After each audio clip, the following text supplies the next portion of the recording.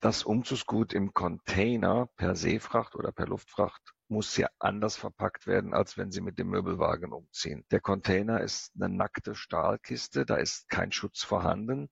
Das heißt, es wird auch nochmal jedes einzelne Möbelstück in Luftpolsterfolie, in Kartonagen etc. verpackt, damit es dann, ich erkläre es den Kunden meistens so ähnlich wie bei Tetris, im Container gestaut werden kann. Perspektive Ausland. Der Podcast für Unternehmer und Freiberufler, die es ins Ausland zieht. Egal ob Steuerplanung, Auslandsfirmengründung oder Lifestyle-Fragen. Hier geht's jede Woche zur Sache. Und hier sind deine Gastgeber, Daniel Taborek und Sebastian Sauerborn. Herr Schäfer, ja, also ich kann nur sagen, es ist mir eine große Freude, dass es jetzt endlich geklappt hat, dass wir unseren Nach Termin haben. mehreren Anläufen.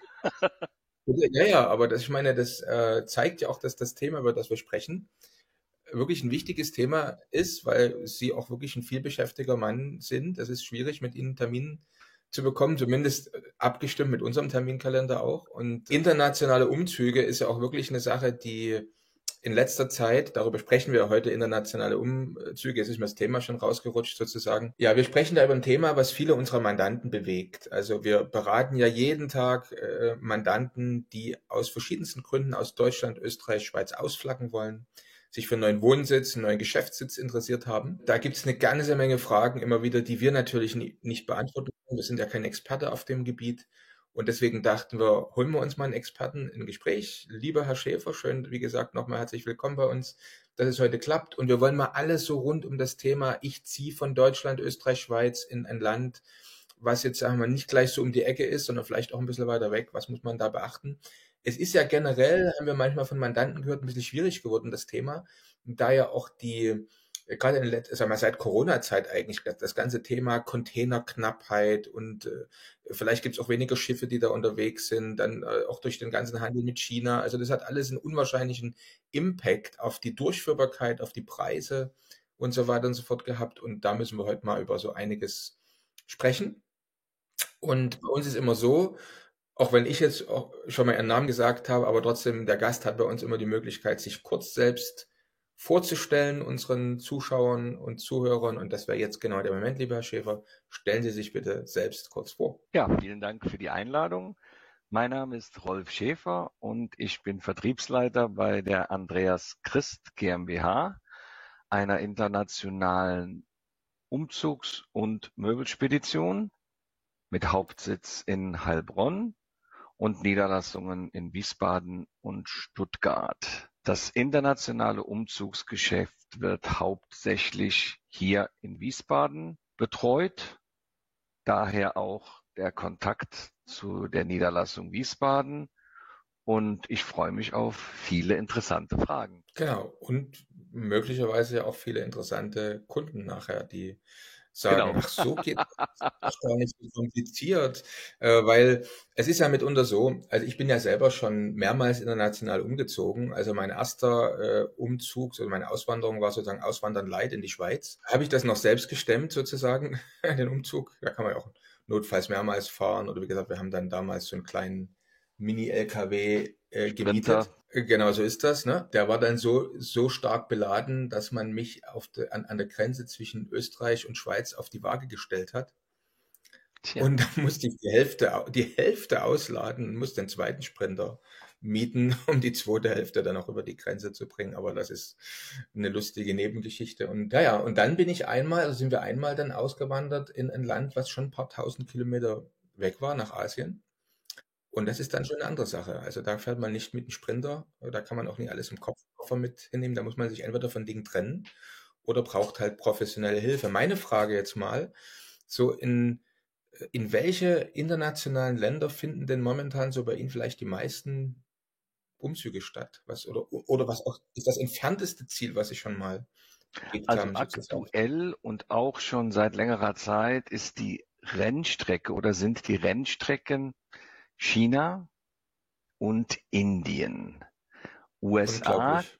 gehört auch dazu, im Moment aber etwas zurückhaltend, weil wir vermuten, die Firmen, die ihre Mitarbeiter entsenden, die Wahlen abwarten wollen und dann Interessant. entscheiden, was passiert, wohin, welche Richtung geht die USA.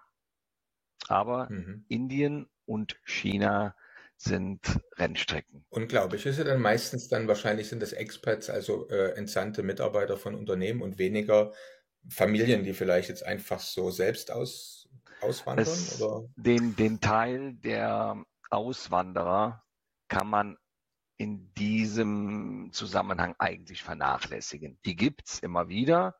Die gab's während der Corona-Zeit sehr stark. Ich habe das mal ein bisschen recherchiert. Wir hatten sonst in der Regel die klassischen, ich sag mal Australien, Neuseeland, Kanada Auswanderer mit dem Gedanken, ein neues Leben zu starten. Während Corona hatten wir sehr viele Familien, die sich entschieden haben, für ihre Kinder wäre eine Zukunft in Deutschland nicht denkbar und haben sich andere Länder gesucht, wo sie das Leben mit den Kindern verbringen möchten. Und es wird Sie erstaunen, welches Land oder welche beiden Länder da ganz oben auf der Liste standen.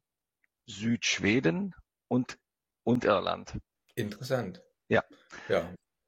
das ist, wie mir berichtet wurde, Südschweden ist die Betreuung der schulpflichtigen Kinder wohl hervorragend mit abholen, egal wo sie wohnen, tagsüber Betreuung, unterrichten und verpflegen. Die IT oder Internetabdeckung ist hervorragend, egal wo sie wohnen. Deswegen brauchten die Kunden auch ihre Jobs in Deutschland nicht zu kündigen. Über das Sozialsystem kann ich nicht viel sagen, aber interessant wäre jetzt natürlich nach 2, 3, 4 Jahren mit diesen Menschen mal wieder zu sprechen, ob die Träume so in Erfüllung gegangen sind.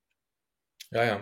Wobei, Das genau, normalerweise ist auch die Frage, ob sie manchmal wieder einen Rückzug dann auch organisieren, dann würden sie es ja auch mitbekommen. sehr oft, sehr oft. Ja, aber jetzt bei den privaten Familien ist es mir nicht vorgekommen, aber bei den Expats natürlich, klar. Entweder den Rückumzug aus dem Ausland oder vom Ausland weiter ins nächste Land.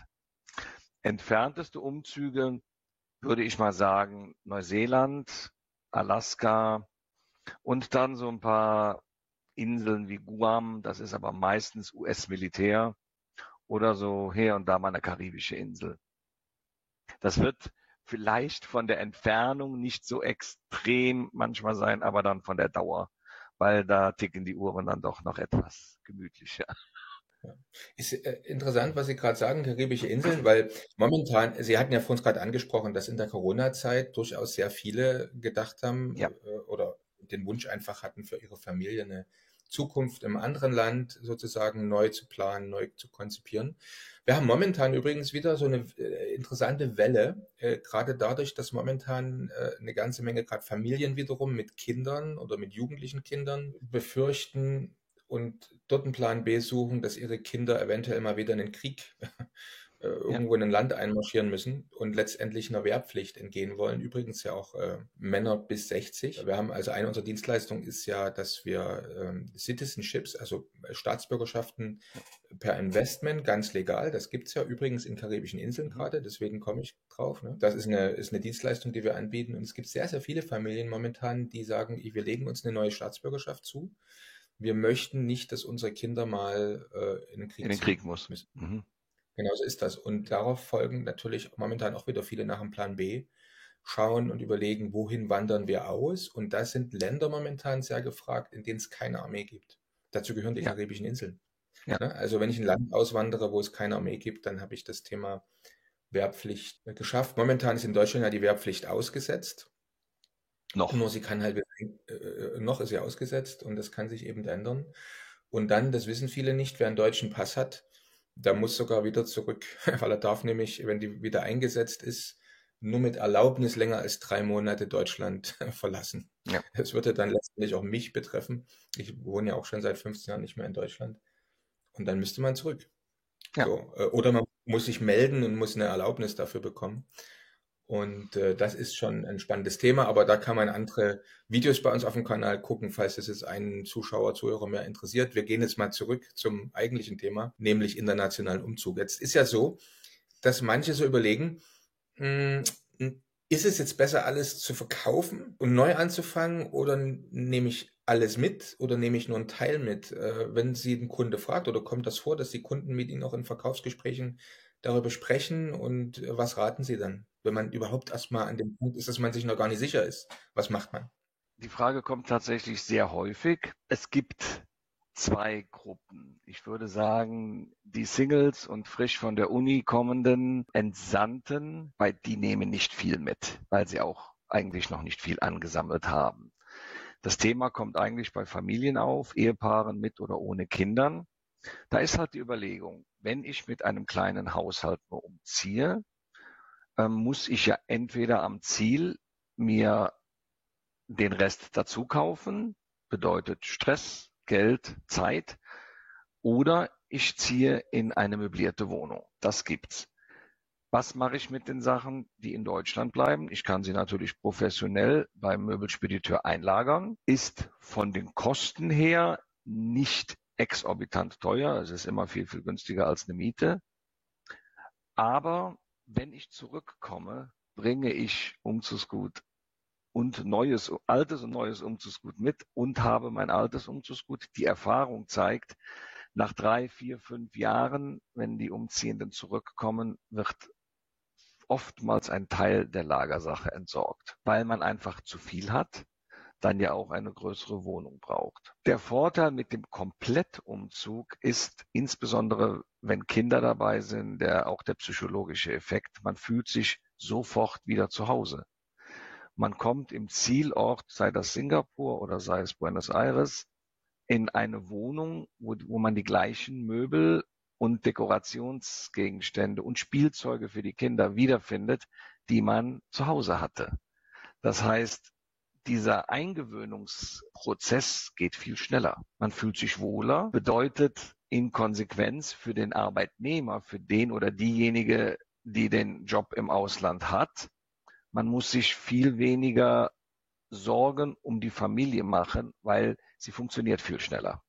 Das heißt, der Expat kann sich sehr schnell oder viel schneller im Job integrieren, produzieren. Ja, da hofft ja sein Arbeitgeber schließlich drauf, dass er dann produktiv und erfolgreich ist. Genau. Und wenn wir das nochmal übersetzen, wie gesagt, bei uns, unsere Mandanten sind jetzt in den seltensten Fällen entsandte Mitarbeiter, sondern meistens halt wirklich Familien, die sich selber entscheiden, die Familienplanung im anderen Land anzugehen. Und da ist es ja genauso, ne? Also im Prinzip, Ja. dass man sich dann schneller wohlfühlt und was auch immer, auch vielleicht schneller wieder ein neues Business starten kann. Ich kenne das selber, wo wir mal nach Asien gezogen sind, dass wir da monatelang im Prinzip durch die Möbelhäuser gezogen sind, Ja. bis wir all das wieder zusammen hatten, was wir so brauchten, um uns wohlzufühlen. Wobei, es kann auch Spaß machen. Das darf man auch Es nicht kann auch vergessen. Spaß machen.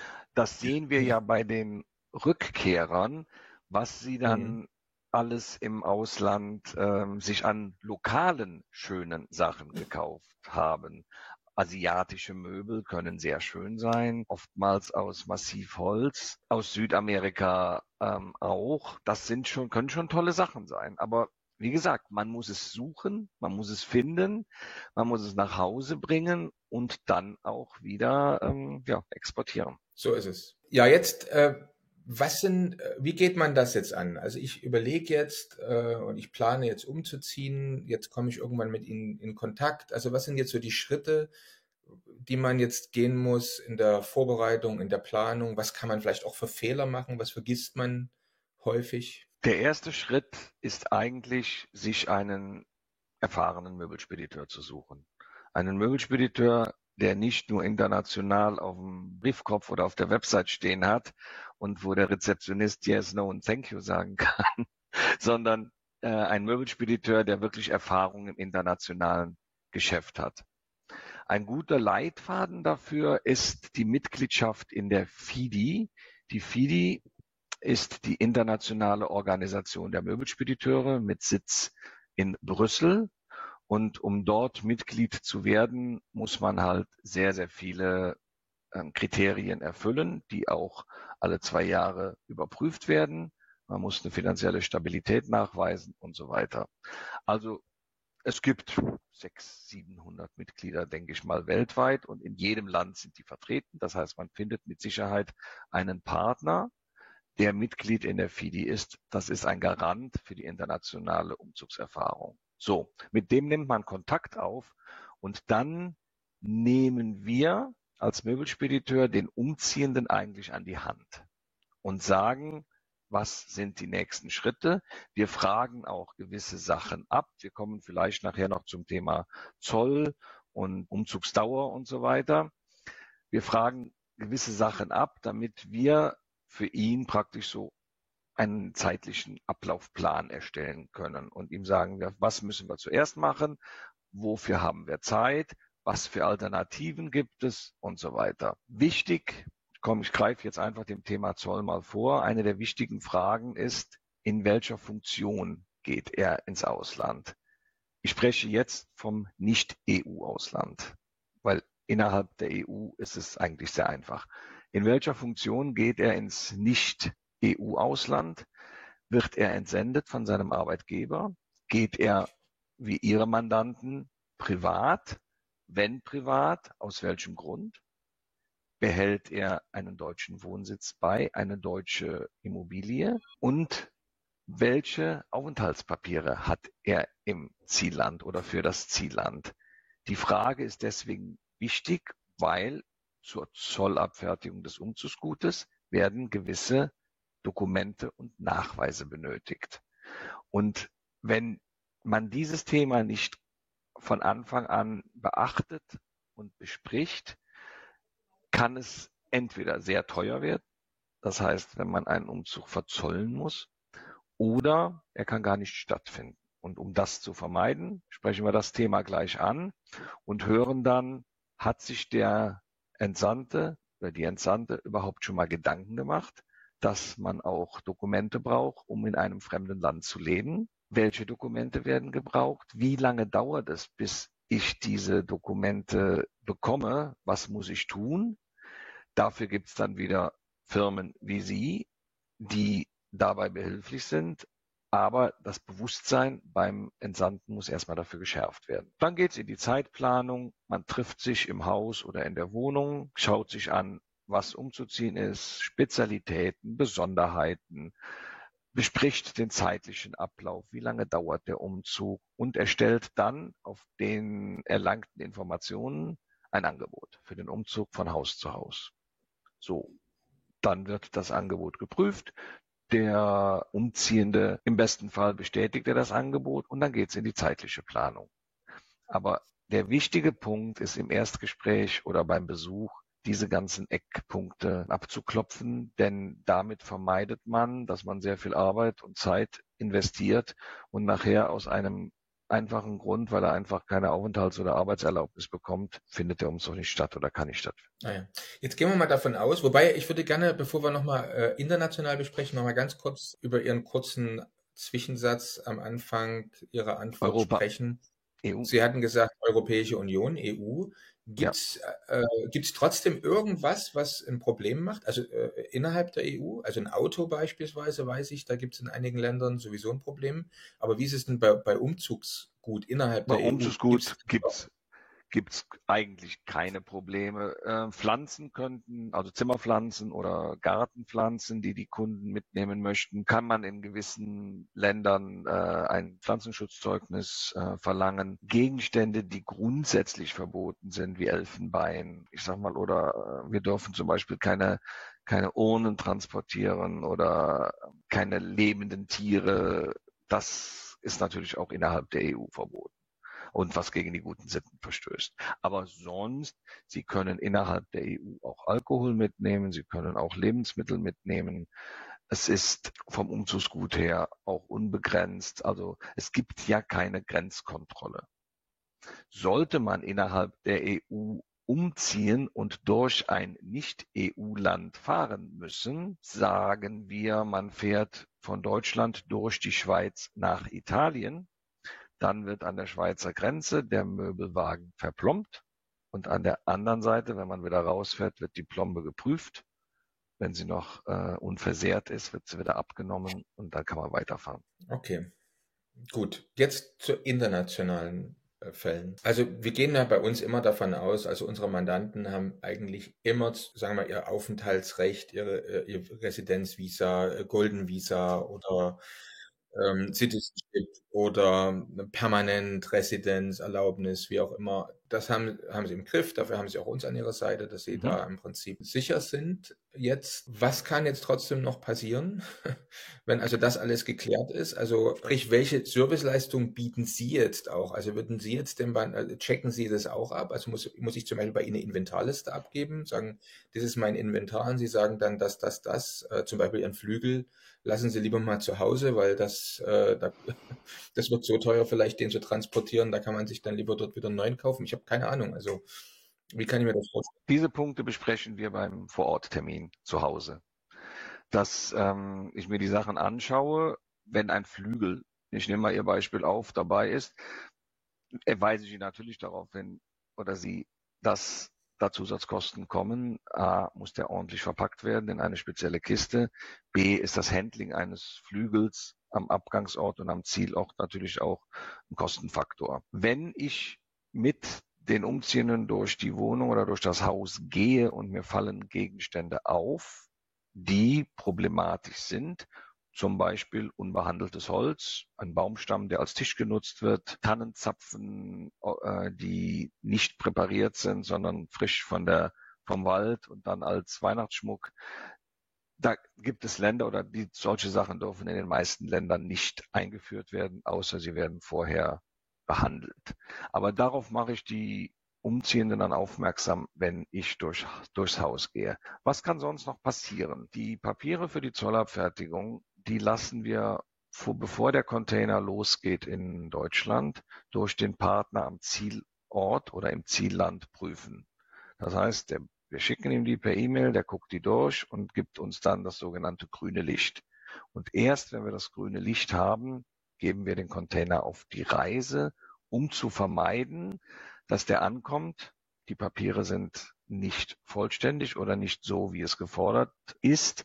Und der Container bleibt im Hafen stehen, kostet sehr viel Geld. Oder Worst Case muss zurückgeschickt werden. Das wollen wir nicht.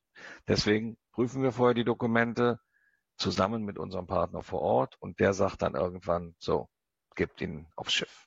Verstehe. Wie kann ich mir das vorstellen? Also wenn jetzt, Sie haben gesagt, Sie kommen zum Hausbesuch vorbei, gucken sich das alles an. Ist es eigentlich so, also dass Sie das dann komplett an einen Partner im Ausland abgeben oder gibt es auch von Ihrer Firma jemanden, der dann dort wieder vor Ort dabei ist und das alles dann Nein. sozusagen wieder... Deswegen sind wir in diesem Verband der FIDI, der internationalen Möbelspediteure, dass wir an jedem Ort der Welt einen Partner haben, der das, was wir in Deutschland beginnen, im Zielland zu Ende bringt.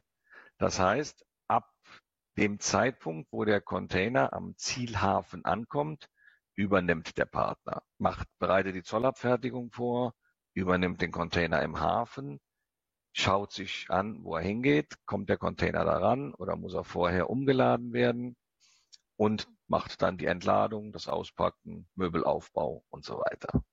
Also das, was wir hier begonnen haben, führt der Partner zu Ende. Aber mein Ansprechpartner ist dann ab dem Moment auch die Firma vor Ort oder habe ich weiterhin bei Ihnen meinen Ansprechpartner? Der bleibt in Deutschland. Wenn es natürlich darum geht, dass ein Termin abgestimmt werden muss oder dass Leergut abgeholt werden soll, dann schließen die sich kurz und machen das auf einem kurzen Dienstweg. Aber grundsätzlich gibt es bei uns für jeden Umzug einen Ansprechpartner, einen Kontakt, der das ganze Prozedere koordiniert und auch kommuniziert.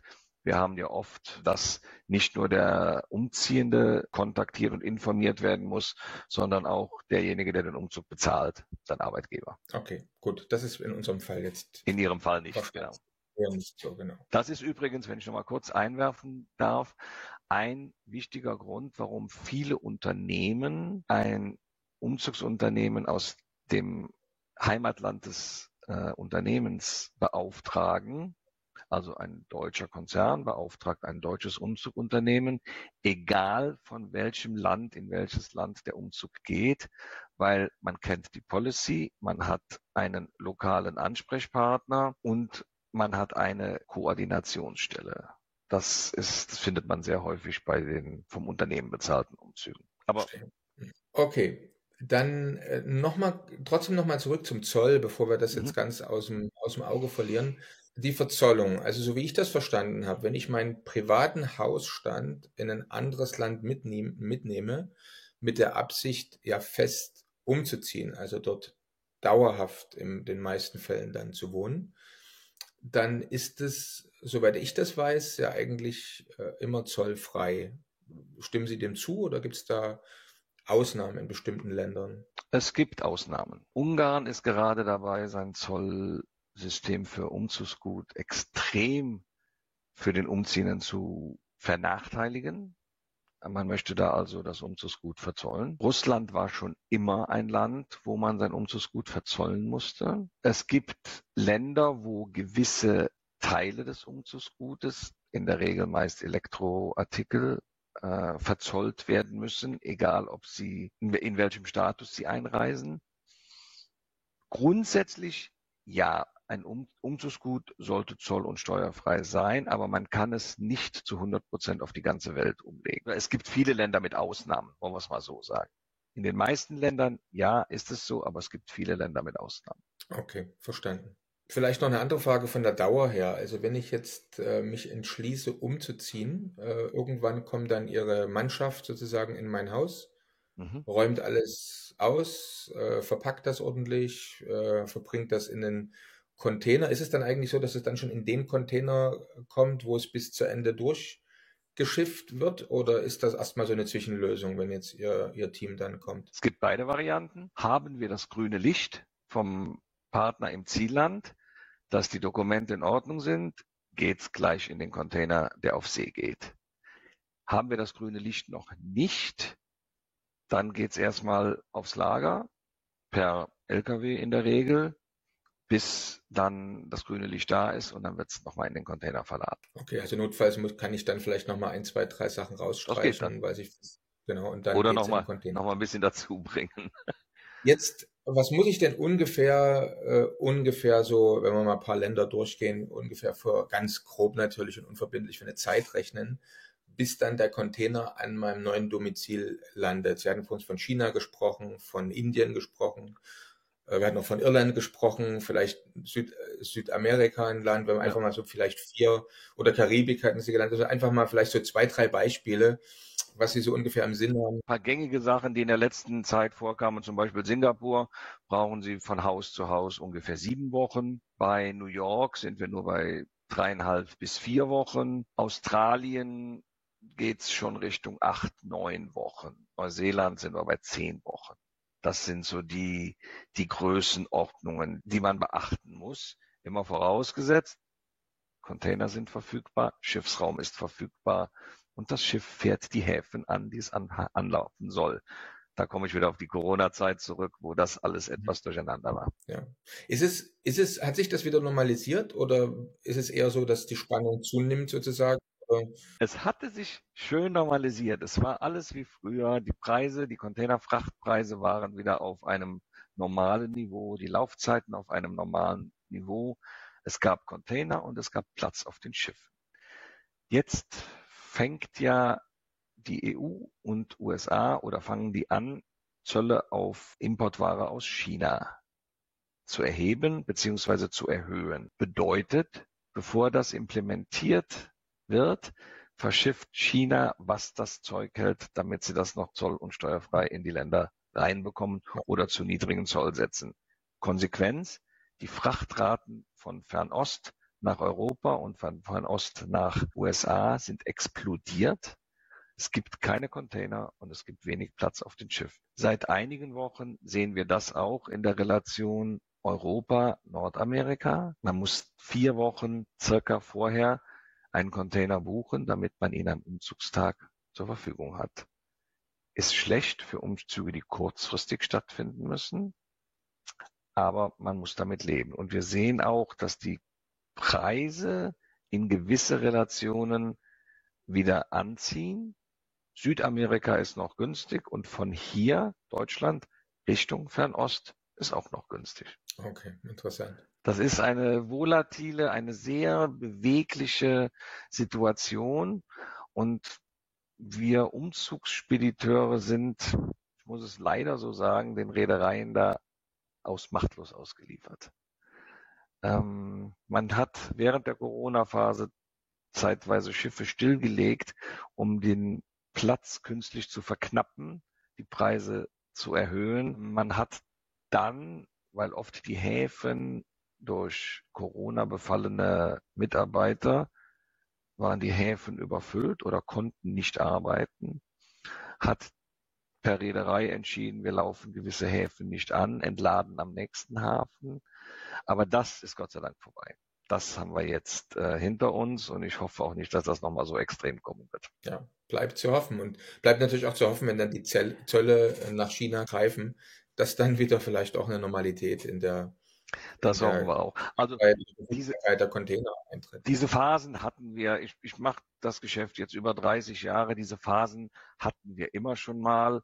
Es gibt auch eine Phase, wo Sie zum Beispiel es gibt ja auch Umzüge per Luftfracht, wo Sie aus Frankreich keinen Platz auf den Flugzeugen bekommen, wenn gerade der Beaujolais verflogen wird. Oder wenn gewisse Früchte in Indien reif sind und weltweit verschifft werden, bekommen sie keinen Platz in den Flugzeugen. Also es gibt immer so Unwägbarkeiten, aber inzwischen kennt man die, man weiß es auch und muss dann die Kunden so ein bisschen begleiten, dass sie nicht genau zu diesen Terminen sich dann bewegen. Jetzt haben Sie ein schönes Stichwort gerade geliefert. Sehr, sehr wichtiges Stichwort aus meiner Sicht, Herr Schäfer. Beaujolais haben Sie gesagt. Jetzt habe ich einen Weinkeller beispielsweise. Kann ich denn meinen Weinkeller so ohne weiteres mitnehmen an mein neues Domizil? Nicht in jedes Land, aber in die meisten Länder ja, wenn Sie ihn dann dort deklarieren und verzollen. Das ist ein Rechenexempel. Es gibt Länder, da dürfen Sie ihn nicht mitnehmen. Das sind in der Regel arabische, muslimische Länder. Da ist es verboten. In anderen Ländern ist es möglich, oftmals nur indem sie eine Liste des Alkohols erstellen, das beim Zoll präsentieren, oder wir machen das natürlich, präsentieren und der Zoll berechnet dann die Zölle und Steuern, die darauf fällig sind. Es gibt aber auch Länder, wo sie vorher eine Genehmigung, eine Importgenehmigung für den Alkohol beantragen müssen. Wir informieren und erklären das. Wir können auch eine Hilfestellung bei der Berechnung der Kosten, die dann in dem Land anfallen, geben. Und dann müssen die Umziehenden entscheiden, lohnt sich das oder lohnt es sich nicht.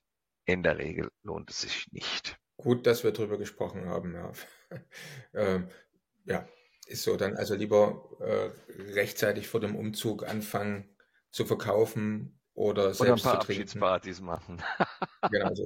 Nein, das ist ja, wenn man diese Weine international mitnimmt, ist es ja kein Wein, wo die Flasche 7,50 € kostet. Das sind ja in der Regel sehr hochwertige Weine, sehr qualitativ hochwertige und die auch nicht unbedingt den Temperaturschwankungen so extrem ausgesetzt werden sollten. Also die Anfragen, hochwertige Weine mitzunehmen, sind auch nicht sehr häufig. Ja, so ist das. Außer im europäischen Transport, Sie sprachen eben Irland an oder Schweden, da geht es natürlich, wenn es ein EU-Land ist, können Sie es mitnehmen. Wenn es natürlich England, Schweiz, Norwegen ist, dann gelten die gleichen Sachen, als wenn Sie nach USA oder nach Singapur mitnehmen wollen. Verstanden. Jetzt ist ja so, Sie haben ja selber schon gesagt, Sie gehen zum Kunden, schauen sich alles an, machen dann ein Offering. Trotzdem wird unser Zuschauer und Zuhörer mal ungefähr so interessieren, mal so eine grobe Richtlinie, also so ein Haus-zu-Haus-Umzug, ein Container mit den entsprechend nötigen Serviceleistungen. Können Geht das? Sie rechnen? Ich nehme mal die gleichen Ziele, wenn Sie Ich gehe mal von einer Zwei-Zimmer-Wohnung aus. Diese Preise haben wir auch auf der Website bei uns. Da liegen sie bei Singapur bei ungefähr 7.500 € Haus. Bei New York sind es knapp 11 und bei Australien sind sie bei Sydney zum Beispiel auch bei 10.000 €. Das wäre dann Haus zu Haus, inklusive aller Serviceleistungen, Verpacken, Auspacken und so weiter. Denn man muss ja bedenken, das Umzugsgut im Container per Seefracht oder per Luftfracht muss ja anders verpackt werden, als wenn Sie mit dem Möbelwagen umziehen. Im Möbelwagen haben Sie 200, 300 Decken, Möbeldecken, die schützen das Umzugsgut. Der Container ist eine nackte Stahlkiste, da ist kein Schutz vorhanden. Das heißt, es wird auch nochmal jedes einzelne Möbelstück in Luftpolsterfolie, in Kartonagen etc. verpackt, damit es dann Ich erkläre es den Kunden meistens so ähnlich wie bei Tetris im Container gestaut werden kann, dass wirklich keine Luft bleibt und möglichst viel von dem Umzugsgut in den Container reinpasst. Verstehe. Gibt es so eigentlich eine Gewichtsbegrenzung? Also was darf denn so ein Container wiegen? Umzugsgut ist immer leicht, da kommen wir nie an die Grenzen. Wenn Sie überlegen, dass in den Containern Maschinen und Schwergut transportiert wird, da kommen wir mit dem Umzugsgut nie ran. Also ich habe es noch nie erlebt. Und tendenziell seit in den letzten Jahren wird das Umzugsgut auch leichter. Sie haben immer weniger Bücher, weil immer mehr elektronisch gelesen wird oder digital. Die Spielzeuge, die früher aus Holz oder schwererem Metall waren, sind heute aus Plastik. Gewisse Sachen, wenn Sie sich Stereoanlagen oder Lautsprecherboxen anschauen, Fernseher, sie werden immer leichter, immer schmaler, immer kleiner. Das heißt, Gewicht ist eher tendenziell sogar noch abnehmend. Absolut, absolut. Jetzt, wenn ich jetzt weniger als eine Containerfläche brauche, was passiert dann? Es gibt eine sogenannte Verschiffungsart, die heißt LCL, Less Than Container Load. Das sind standardisierte Holzkisten die sind knapp 6 Kubikmeter groß und davon passen 4 Stück in einen kleinen Container rein. Diese Holzkisten sind natürlich etwas limitiert in Bezug auf den Inhalt, den man reinpackt. Am besten ist es, wenn das alles kartonverpackbare Umzugsgüter sind. Sperrige Sachen, ausladende Gegenstände sind für diese Kisten nicht geeignet. Aber wenn jemand mit kleinem Volumen, und das ist in der Regel Kartons mit Büchern, persönlichen Sachen, Wäsche, Küchengeräte, ein bisschen Bürozubehör, wenn man damit umzieht, dann reichen diese kleinen Kisten. Und wenn Sie dann jetzt mal bei Singapur zum Beispiel, wenn Sie also eine solche Kiste nehmen, dann sind Sie halt nur bei 3.500 Euro anstatt bei 7.500 Euro, haben allerdings auch nur ca. 20% des Volumens, was Sie mitnehmen können. Keine Möbel, ne? Genau. Nicht mein Sofa, nicht mein Schrank, Nein, sondern nein. nur persönlich. Also Fahrrad geht noch, Matratze geht auch, aber wenn es dann schon kommt an Dreiräder oder solche Sachen für die Kinder, gut, es passt Mhm. natürlich rein, aber zu Lasten von anderem Umzugsgut, was man noch mitnehmen möchte. Ne?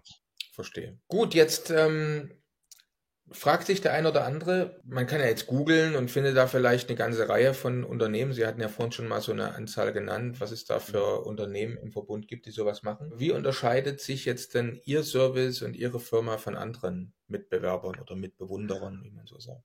Also wir sind in dritter Generation ein Privatunternehmen, Familienunternehmen. Und die Stärke ist einfach die persönliche Betreuung. Der Umziehende oder die Umziehende hat von Tag 1 einen Ansprechpartner. Und das, ich glaube, die jüngsten Mitarbeiter oder Mitarbeiterinnen bei uns sind 8, 9 Jahre im Geschäft, bis hin zu alten Hasen wie ich, 30 Jahre nichts anderes als Umzugsabwicklung gemacht haben. Die Erfahrung, die Mehrsprachigkeit, wir können die Kunden hier in, glaube ich, fünf Sprachen bedienen, was sehr geschätzt wird.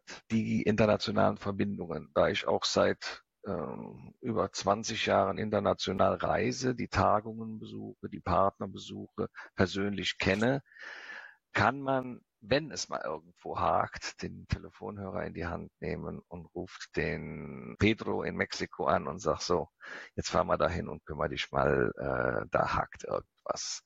Und das sind halt Erfahrungen, das sind Kenntnisse und Kontakte, die man sich lange erarbeitet hat und wo letztendlich die Umziehenden von profitieren.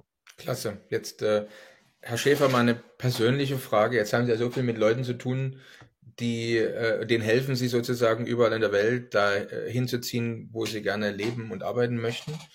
Haben Sie da selber kein Fernweh? Also ich meine, wenn Sie jetzt die Möglichkeit hätten, auszuwandern, gibt es Ja, irgendein Land, wo Sie sagen, also wenn ich mich mal von meiner Firma in ein anderes Land sozusagen verfrachten lassen würde, das wäre mein Traumland.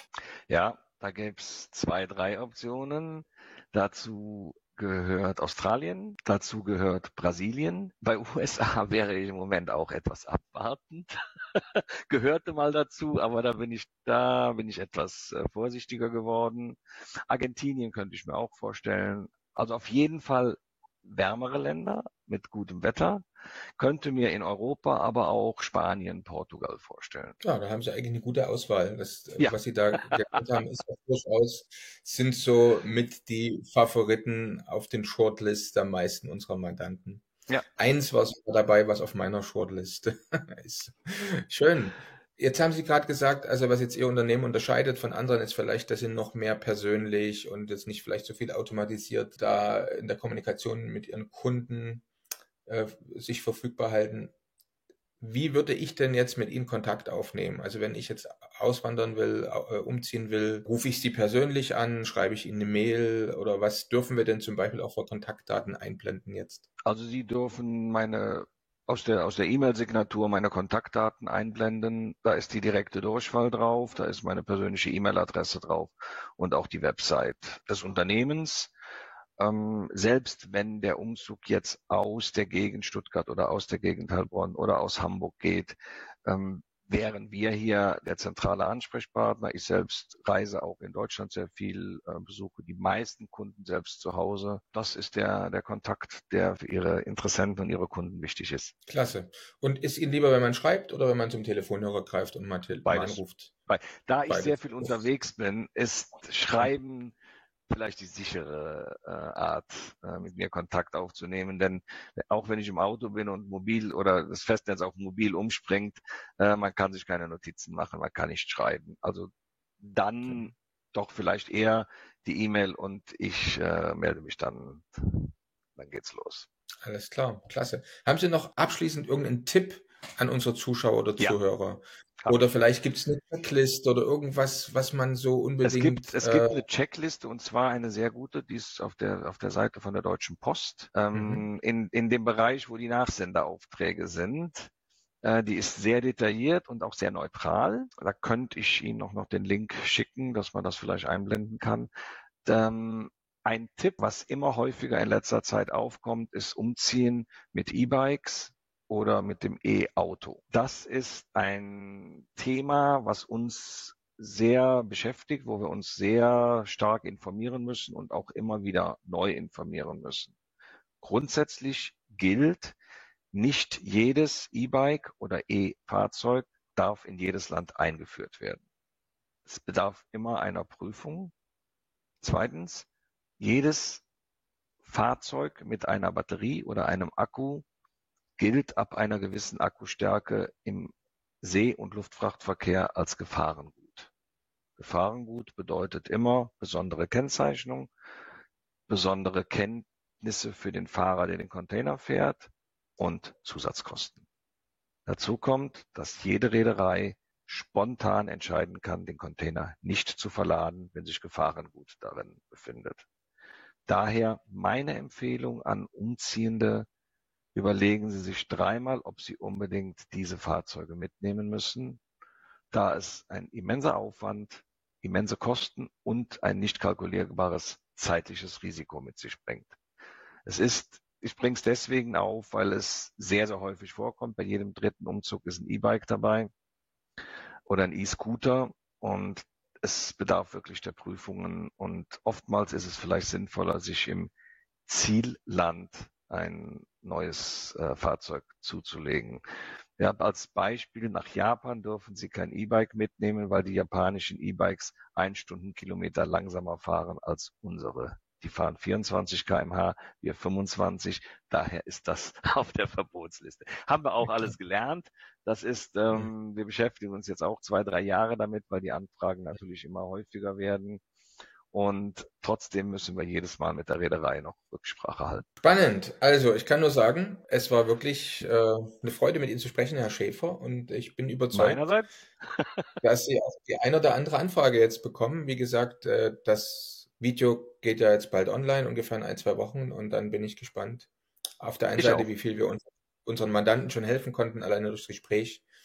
Und dann werden Sie bestimmt von dem einen oder anderen auch kontaktiert werden. Wir bleiben in Verbindung. Genau, dann einfach vielen herzlichen Dank für das Gespräch. Sehr gerne. Bleiben Sie fröhlich. Bis zum nächsten Mal. Bis zum nächsten Auswanderer, gell? Bist du Unternehmer, Freiberufler oder Investor? Zieht es dich schon lange ins Ausland? Mach heute den ersten konkreten Schritt in eine Zukunft mit mehr Geld und mehr Freiheit. Buche ein Beratungsgespräch mit Sebastian und seinen Kollegen. Unsere Kanzlei unterstützt Mandanten wie dich dabei, deine Steuerlast legal zu reduzieren, Vermögen aufzubauen und zu schützen und deine persönliche Freiheit zu maximieren. Profitiere jetzt von unserem Fachwissen und unserem Netzwerk. Gehe zu mandatierung.com und werde Mandant unserer Kanzlei.